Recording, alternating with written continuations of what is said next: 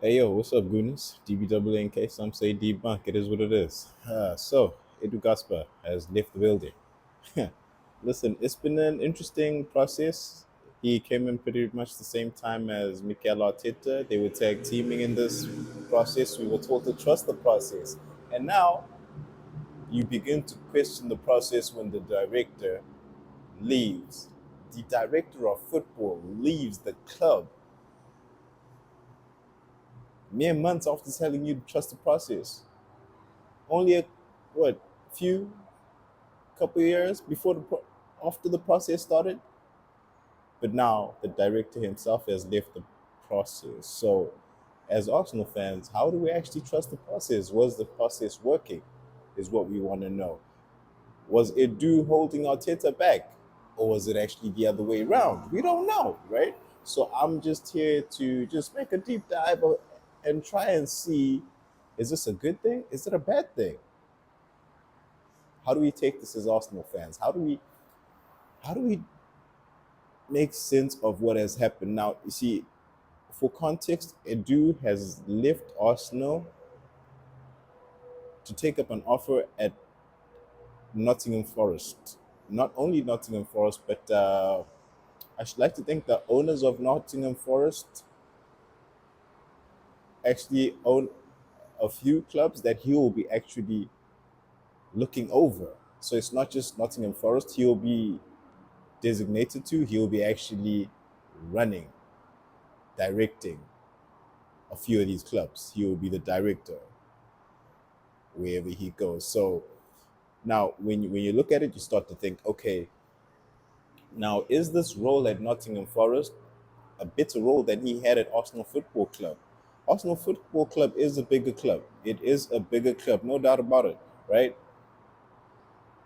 But when you think as a career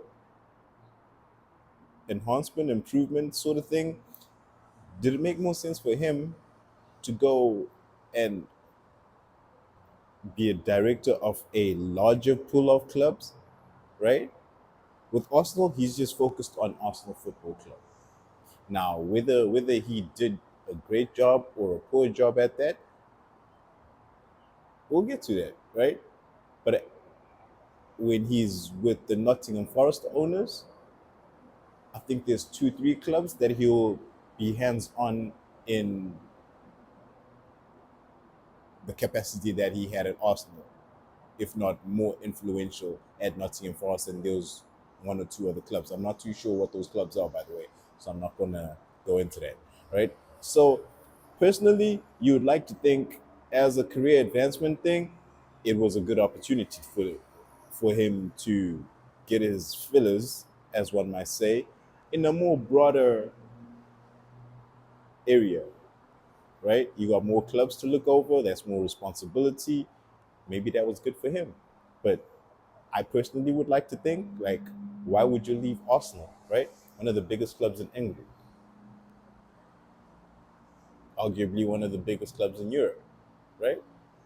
Why would you leave Arsenal Football Club in the middle of this process, in the middle of a title challenge, right? You've had two consecutive years where you've come really close, right?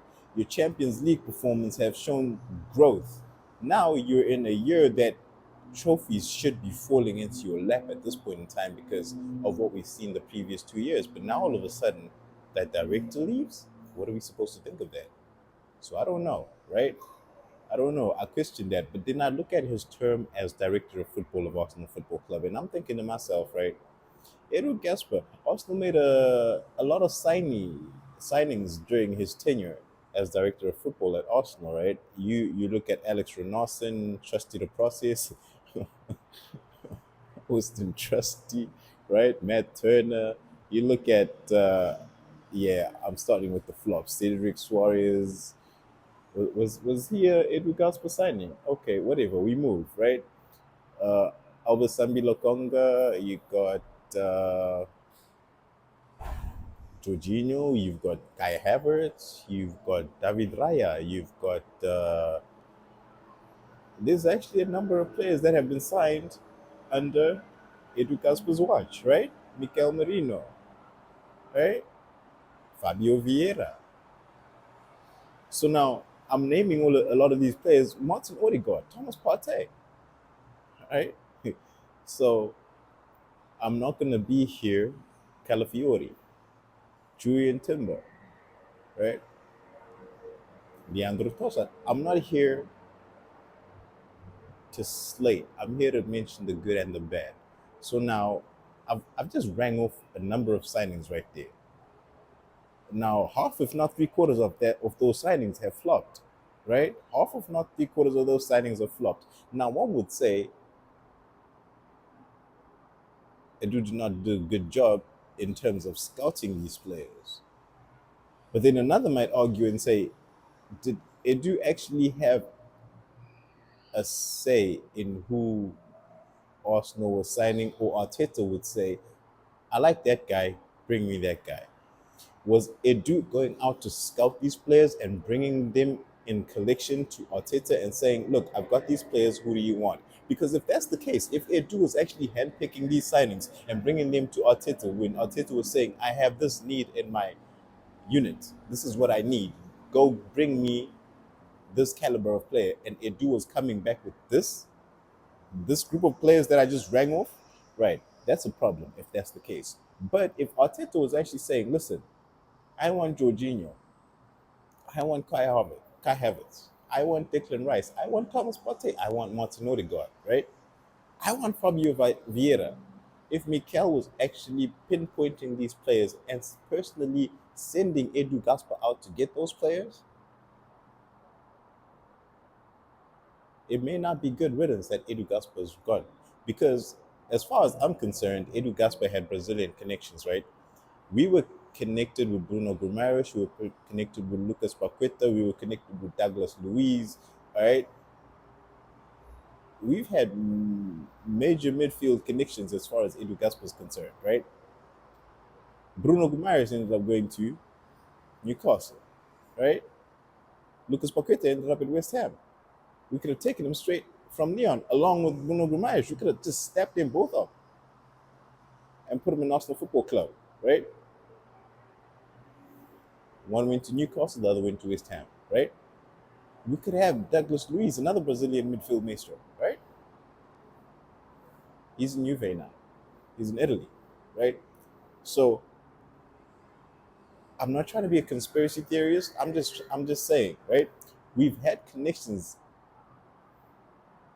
who can actually fill a need that we have, right? Midfield. And we've turned down those midfielders in favor of Fabio Vieira, in favor of Jorginho, in favor of Kai Havertz, who all, by the way, have flopped. Kai Havertz has not done well at Arsenal in midfield, where we paid £65 million a player, right? He's not done well there, right? We've ended up having to move him to centre forward to fit another need that we do not have, right? We failed to fit that need. Now, that is not, you might actually want to blame that on Edu Gaspar as well. But then again, you start to think to yourself, now Arteta himself has not had a good run with strikers as Arsenal Football Club manager, right? Player of the season, Lacazette, he failed to produce under Mikel Arteta. Golden Boot winner, Aubameyang, failed to produce under Mikel Arteta. In fact, both of those players declined under Mikel Arteta, right? Two really good strikers who were really good before Mikel Arteta came into his process, right? As soon as they buy in, they start to play out of character.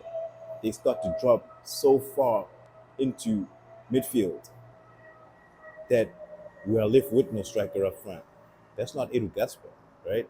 That's Mikel Arteta's management. So now, knowing how difficult it is for him, this is Mikel Arteta, by the way, knowing how difficult it is for him to manage a star striker, right?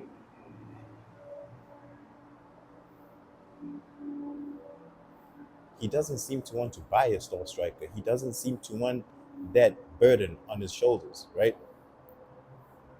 We could have actually gotten Gyökeres in the summer. We didn't. We could have played that release clause in the summer. We didn't, right? We We've been linked to how many strikers now? Isak, Vlahovic, Cisco. He turned us down, but he was a link, right? So we have had numerous links, and I'm not sure who to lay that blame on, right? Was Edu bringing players to Arteta, saying, "Here, I've got a cluster of players for you to look at"? Is he the reason we have been buying substandard players? Is this Edu Gaspar's fault, or is it him being directed by Mikel Arteta? Is it him not having the leeway to bring the players that he feels are the caliber of Arsenal Football Club to the club? Because Mikel Arteta chooses to handpick yes men to bring into the club. Not stars, but yes men, role players, right? That's so when you celebrate Edu Gaspar's departure, you need to put that in mind. What exactly is going on behind the scenes? Is Mikel Arteta, aka possibly a dictator? Is it Mikel Dictator? What exactly is going on behind the scenes? Because David Ornstein is reporting some scary stuff, which will make you start to think, were there clashes behind the scenes between Edu Gaspar and Mikel Arteta in terms of signings? Edu was bringing in one thing, Mikel Arteta was saying, no, this is what I need. And then when the product actually